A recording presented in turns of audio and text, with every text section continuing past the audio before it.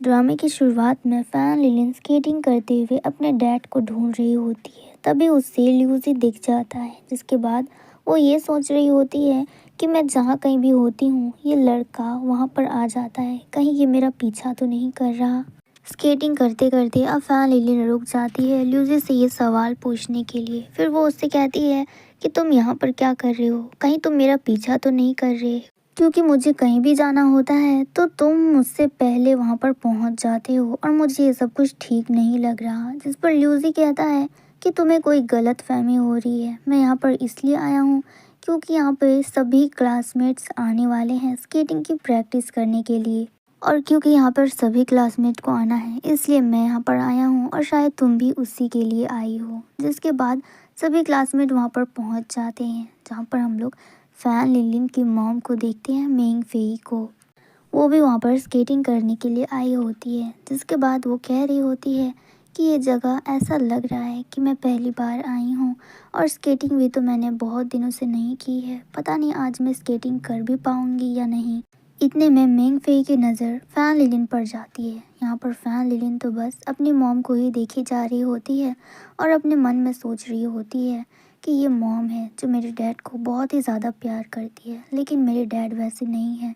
अब वो फ्लैशबैक पर सब कुछ सोचने लगती है, जहाँ पर फैन लिलिन ने डिसीज़न लिया था कि वो इन लोगों के साथ नहीं रहेगी और उसे दोबारा पैदा नहीं होना है, क्योंकि यहाँ पर रोज़ रोज़ एक ही तमाशा होता है जो फैन लिलिन को बिल्कुल पसंद नहीं। हमेशा उसकी मॉम और डैड लड़ाई करते रहते हैं और फैन लिलिन को ऐसा लगता है कि अगर उसके मॉम और डैड की कभी शादी ही नहीं होती, जिसकी वजह से वो पैदा ना होती, तो आज उसे ये सब कुछ दिन ना देखना पड़ता।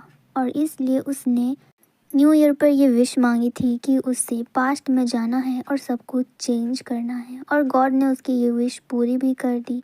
और अब पास्ट में आने के बाद फैन लिलिन को लग रहा है कि वो सब कुछ सच में चेंज कर सकती है। वो अपने मॉम एंड डैड को कभी मिलने ही नहीं देगी, जिससे उन लोगों की शादी होगी और फैन लिलिन कभी पैदा होगी।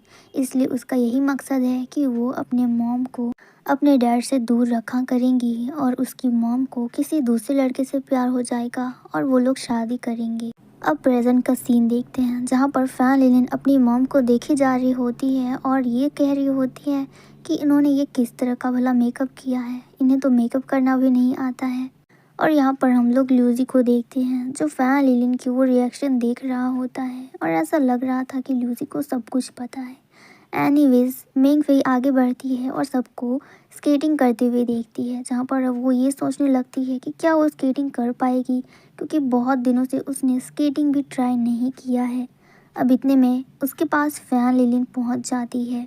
अब अपनी मॉम को वो गौर से देखने लगती है और कहने लगती है कि ये इन्होंने किस तरह का मेकअप किया है, मैंने भी तो मेकअप किया है लेकिन ऐसा तो बिल्कुल नहीं लग रहा है, ज़रा देखो इनका मेकअप, चेहरा इतना येलो हो गया है, आंखें इतनी ग्रीन हो गई है, क्या इन्होंने ठीक से ब्लेंड नहीं किया है। अब वो उसे छू कर देखती है, जिस पर उसकी मॉम कहती है कि ये तुम क्या कर रही हो, तुम मेरा चेहरा क्यों छू रही हो, फैन लिलिन कहीं तुम पागल तो नहीं हो। जिस पर फैन लिलिन कहती है कि तुम्हारे चेहरे पर कुछ लगा था, मैं उसे ही साफ कर रही थी।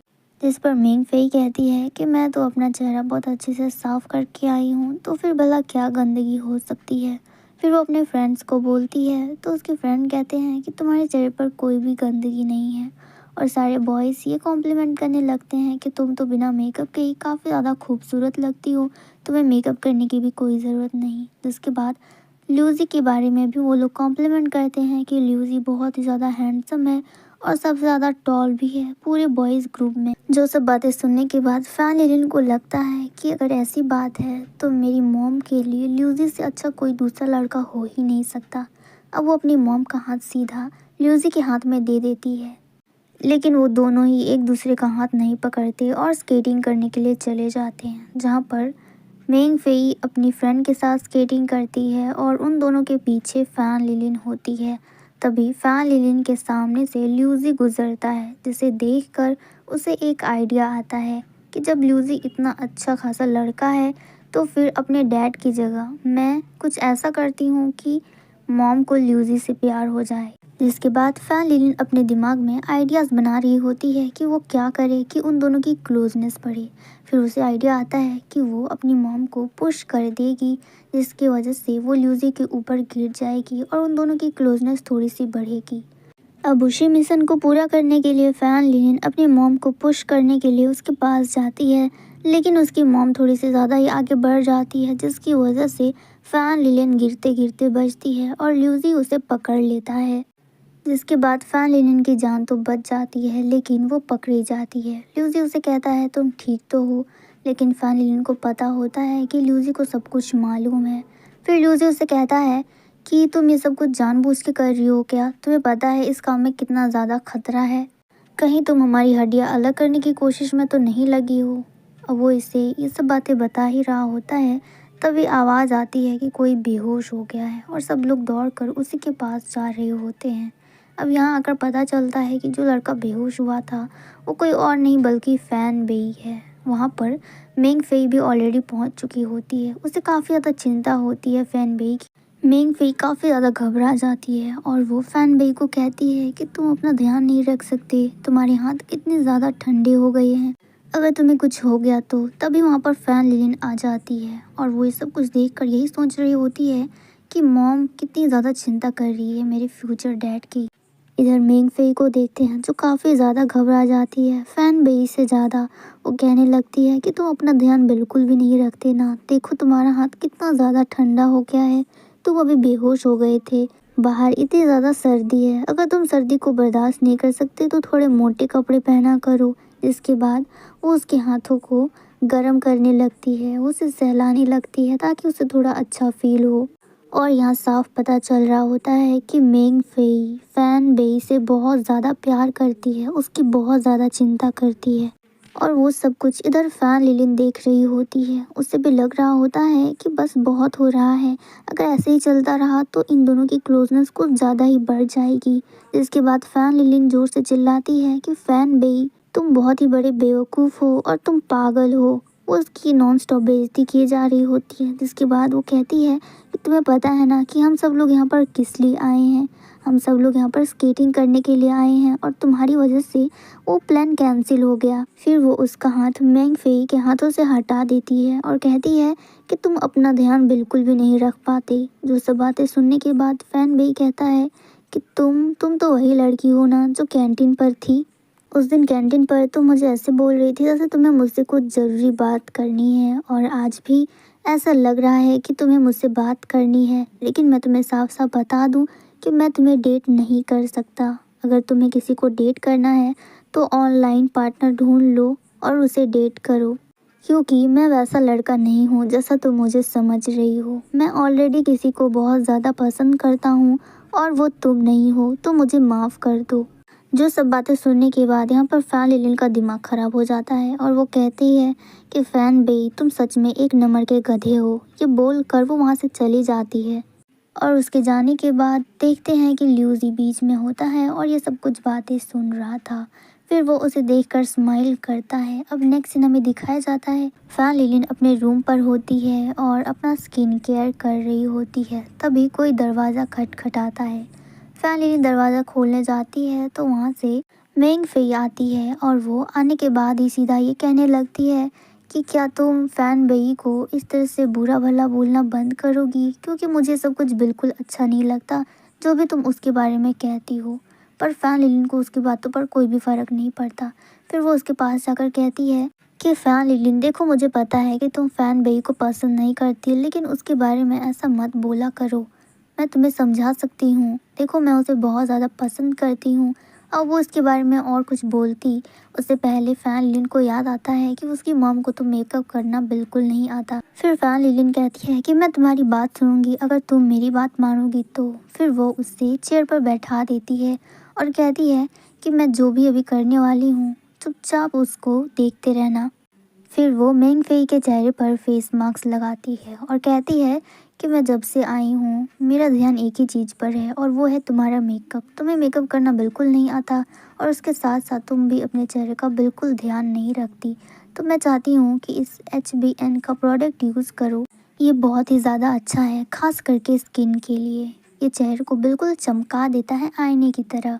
अगर तुम चाहो तो मैं तुम्हें ये सब कुछ दे सकती हूँ, वो भी फ्री में, लेकिन तुम्हें ये सब कुछ रेगुलरली यूज़ करना पड़ेगा, क्योंकि मैं चाहती हूँ कि तुम्हारा चेहरा थोड़ा सा अच्छा दिखे, बिल्कुल मेरी तरह। जिसके बाद फैन लिनलिन HBN का एक डब्बा लेती है और वो मेंग फेई को देने लगती है, लेकिन मेंग फेई को ये सब कुछ काफ़ी ज़्यादा अजीब लगता है और वो अपने चेहरे से फेस मास्क हटा देती है और वहाँ से जाने की कोशिश करती है और कहती है कि मुझे नहीं पता तुम ये सब कुछ क्या कर रही हो और क्यों कर रही हो, लेकिन मुझे यहाँ से जाना है क्योंकि मुझे ये सब कुछ काफ़ी ज़्यादा अजीब लग रहा है। अब वो उसका हैम्पर ठुकरा के जाने लगती है तो फैन लिलिन सैड हो जाती है और कहती है कि इसका मतलब तुम ये HBN का हैम्पर नहीं लोगी। चलो कोई बात नहीं, लेकिन तुम्हें पता है तुम बिल्कुल उस फैन बेई की तरह हो। और क्या तुम उसे पसंद नहीं करती? सच सच बताना, क्योंकि देखकर ऐसा लगता है कि तुम उससे बहुत ज़्यादा प्यार करती हो। जिस तरह से तुम उसकी केयर कर रही थी वहाँ पर और कोई दूसरी लड़की नहीं करती। जो सुनकर मिंग फेई कहती है कि तुम्हें कोई गलतफहमी हो रही है, मैं फ़ैन बेई को पसंद नहीं करती। जो सुनकर फैन लिलिन कहती है कि ये झूठ बोलने का नाटक किसी और के सामने करना, मेरे सामने नहीं। और क्या तुम्हें नहीं लगता कि फ़ैन बेई से अच्छा कोई दूसरा लड़का हमारी क्लास में है, क्योंकि वो तो सिर्फ खाना बेचता है और उतना हैंडसम भी नहीं दिखता है। तुम्हें क्लास के दूसरे लड़कों के बारे में सोचना चाहिए, जैसे कि ल्यूजी, वो बहुत ही ज़्यादा हैंडसम है और एक कैपेबल स्टूडेंट भी है और वो बहुत ज़्यादा हैंडसम भी है। तुम इसके बारे में सोच सकती हो।